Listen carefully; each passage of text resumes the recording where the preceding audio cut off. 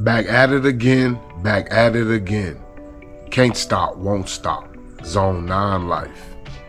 Hey, thanks again for tuning in with your boy, man. Coach J, Motivated Moments. Stay tuned, let me show you what I have up my sleeves today.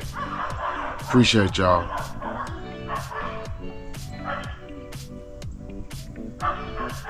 Let's get it. Them dogs fighting over there. They fighting. All right, Lawn Locos, out here in the rec area. Today, guys, we're going to discuss pre-emergents and what they are. And then I'm going to give you some examples of pre-emergents, okay? Pre-emergents, what they do is they don't allow the weeds to emerge, okay? The weeds will grow, the seeds will germinate, but when the roots of said weeds touch the barrier that we put in the ground with the pre-emergent, it'll stop the growth. It'll stop them from emerging, okay? So the weeds will still germinate, but once they hit the barrier that we put in the soil with the pre-emergent, it won't allow them to emerge, okay? Pre-emergent. Now, let me give you some examples of said pre-emergent. All right, Lawn Locos. I would say there are multiple types of pre-emergent, okay? But I guess you can put them in two groups, okay?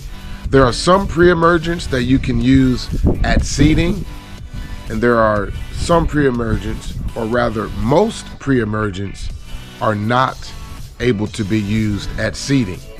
But there are some post and pre-emergents that can be used at seeding, okay? Now let me give you those examples. All right, Lawn Locos.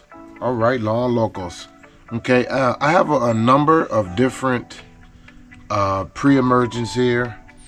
I have products that are just straight pre-emergent. I have products that are fertilizer and pre-emergent. And of course, like I said before, I have pre-emergents that can be used at seeding, okay?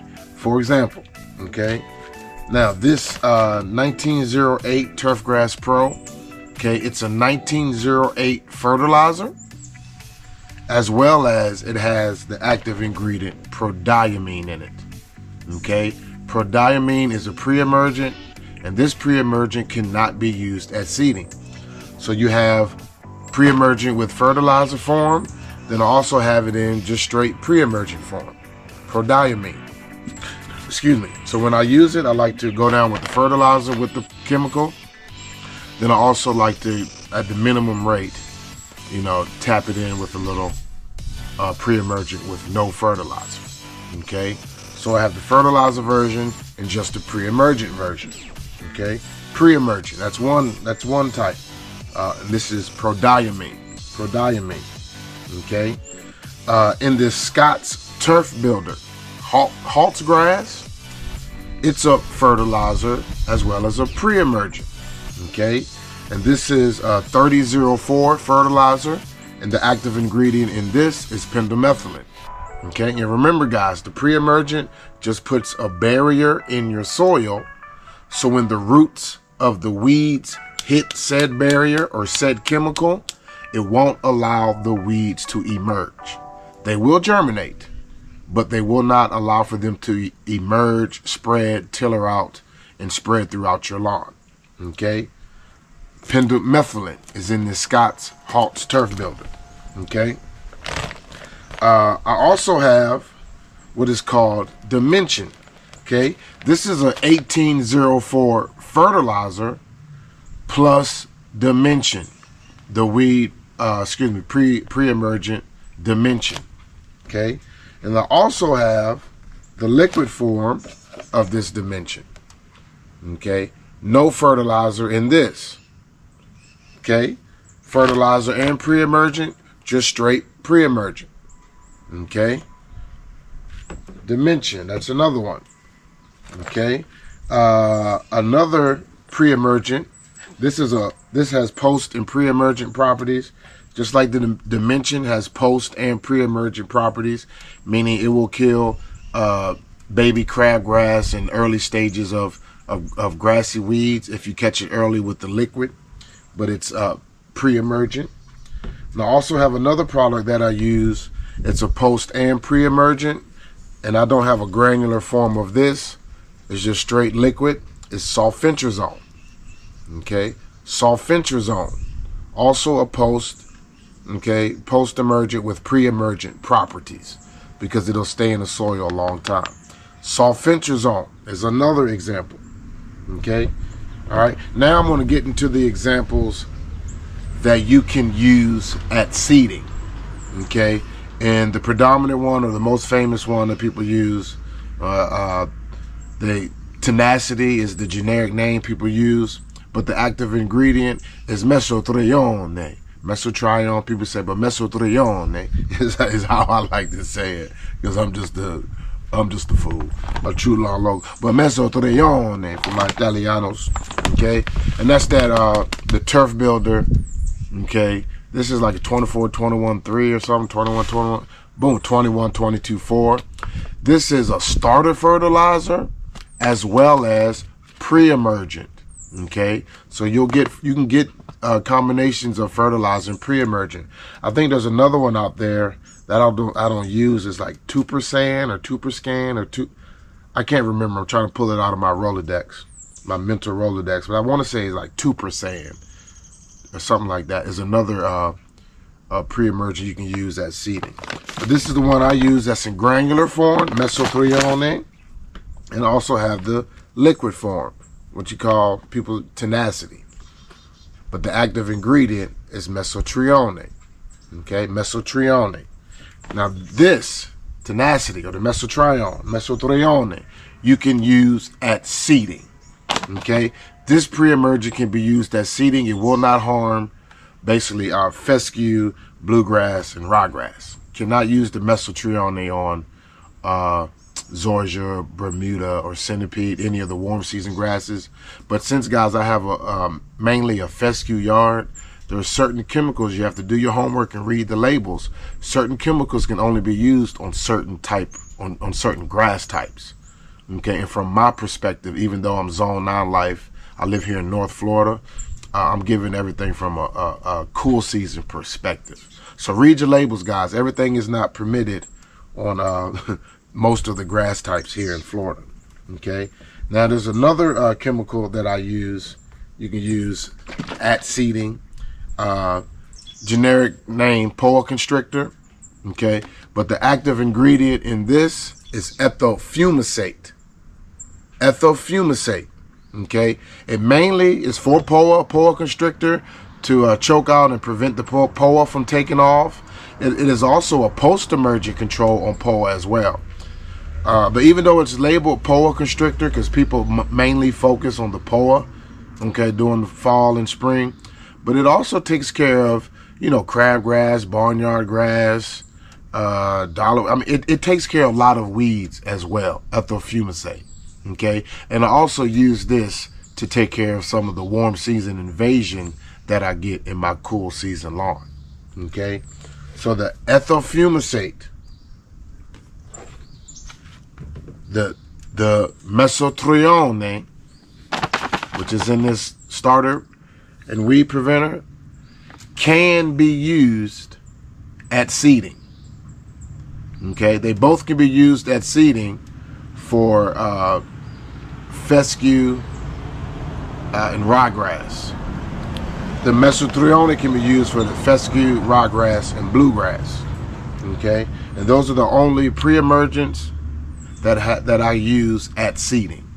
Okay, the only two I have is this tenacity mesotrione and this boa constrictor active ingredient ethofumicate. Can be used at seeding. Okay, but the dimension, okay, the dimension, fertilizer and pre-emergent alone, the sulfentrazone, the pendimethalin in the Scott's haltgrass, and the fertilizer and pre-emergent prodiamine cannot be used at seeding. So please do not use this at seeding. Okay. All right. Now another question may come up is like, why do you have so many, or so many different names and brands? And here's the kicker to that. They all are in different groups. Groups. What do you mean groups? They all are labeled or put in different groups because they each and all attack weeds differently, meaning the mode of action for the pre-emergents are different. Okay. Let's see, the sulfentrazone, the tenacity mesotrione, and the dimension, they have post and pre-emergent properties. Okay. Meaning they will kill weeds that are present, meaning at the baby stages before they emerge and tiller out. Okay. And they also stay in the soil long enough to prevent future weeds, meaning when they emerge, they'll kill them off. Okay. And it's important to have different groups and different modes of action so you can rotate. Guys, there goes that word again. Key word, rotate. You don't want to use the same pre-emergent or the same chemicals every single year, every year. And the same thing goes for insecticides and fungicides. You need to rotate. You don't want your weeds to build up a resistance or build up a tolerance to the weeds. So that's why you rotate. For example, the year before last, I went down with the prodiamine fertilizer as well as the prodiamine pre-emergent. Okay. Then after that, I switched up and I used sulfentrazone. For example, January, February, March, I could use the prodiamine. And then April, May, and June, switched up to the sulfentrazone. Okay. Then the next year or last year, okay, you can go back and just follow my videos. I went down with the pendimethalin. Okay, pendimethalin. January, February, March. And then I switched up and went with the dementia for April, May, and June. Okay, you have to rotate. Now, the ones that I use mainly in the fall is because I overseed with fescue every year. I overseed with the fescue. For the fall, I'll use the mesotrione or the tenacity, as well as the ethofumicate. So I will go down with the starter fertilizer with the mesotrione, and then at the beginning of the next year, I can use the ethofumicate in the spring to prevent the POA, as well as some crabgrass, canary grass, barnyard grass, a lot of other grassy weeds. Okay. Then after that, you can go back to the sulfentrazone, or you can go back to the dementia, or I can even go back with the prodiamine. But it's key, guys, that you rotate your herbicide. Rotate all your ides, your insecticide, fungicide, herbicide. Make sure you rotate, guys. Make sure you rotate. Okay. Let's see. I went down with the mesotrione and the ethofumicate this fall. I rotated between both because you can use them at seeding. Now, this year, this January, February, and March, I'm going to switch up and use the dimension first. I'm going to use the dimension. Okay. Then for April, May, and June, I will probably use either the sulfentrazone or prodiamine. Haven't made up my mind yet. I'm leaning towards the sulfentrazone so I can catch some of that kalinga and hard to kill weeds that like to pop up early. Kalinga, crabgrass, things of that nature. But the importance of this, guys, for one, you need to know which type of grass type you have to make sure you're not using the wrong herbicide. Two, you need to make sure you rotate. Okay, so you won't build up a tolerance to the weeds, and also the timing of it. Okay, see, right now here in North Florida, Zone 9 Life, the soil temps have just now, and it's December. It's almost Christmas, and the that's a bee there. I ain't gonna swat you, Mulla. I ain't gonna swat you. Okay, and the soil temps now have just gotten under 70 degrees. Okay, so going into fall, you want to put your pre-emergence down when your soil temps get around 70, and then in spring heading into summer, you want to put down the pre-emergence when it's starting to go above 70 degrees to catch the warm season weeds. Below 70 degree soil temps, you're catching the fall and winter weeds. Above or higher than 70 degree soil temps, you want to go down with your pre-emergence to catch all your spring and summer weeds. Okay, but make sure you rotate, make sure you get your timing down. We're just here in Florida, just getting under 70 degrees, so all my Floridians, it's not too late. Now is the perfect time to put down your pre-emergence to prevent all your fall and winter weeds. Okay, I want to say we were like 68, 60, 66 or something degrees yesterday or the other day. So we're just now getting below 70 degrees, Floridians, or anyone south of Florida, or anyone that soil temps are just now getting below 70. It's not too late. Better late than never, guys. Better late than never. Okay, so I appreciate y'all rocking with your boy on this episode, man. Trying to just knock it in, get it out. Maybe next time I'll just do a lap and we'll walk the yard and show you what's going on. But for those of you that are following me, man, I didn't go to Struggleville this year. The train or the bus didn't stop at Struggleville this year. Okay, like getting rid of that bluegrass helped me out a lot. But hey, man, thanks again for your time, man. Because I can sit here and talk to you for hours. Maybe I need to start a podcast or something and just start talking to people. You feel me? You feel me? But that's it, guys. Pre-emergence. Really important. Prevent your weeds, guys. It's not too late. Never too late for pre-emergent. Never too late. Okay? Another thing that I want to add. The reason why I go down with sequential treatments, okay? They say that sequential treatments are better because you get the most effectiveness out of it, meaning you're always going to have a weed barrier in the soil. I like to go with sequential treatments with the minimum rate as opposed to going down with the maximum rate one time. Because here in Zone 9 like Florida, the soil is pretty sandy.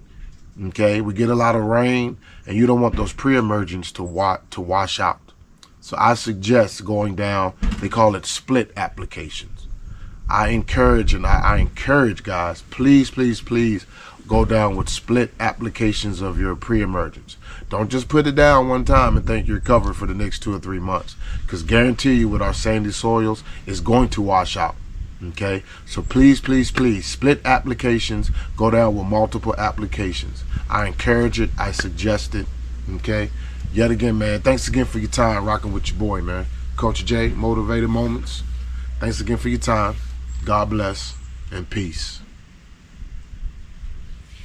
Appreciate y'all. Skirt.